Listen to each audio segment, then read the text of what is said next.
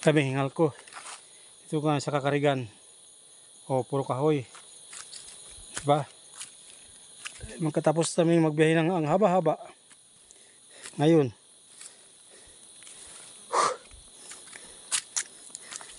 Maglakad naman ang pagkalayo-layo. O, dahil ng pabayan tao. Yan, yan. Hindi na.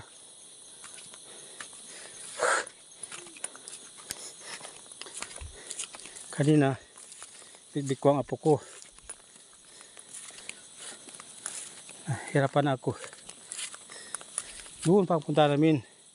Yun. Malapit sa bundok na yun.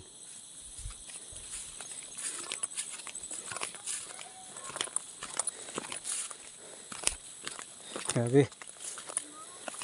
Ha. Passport na lang, passport. Thank you, thank you.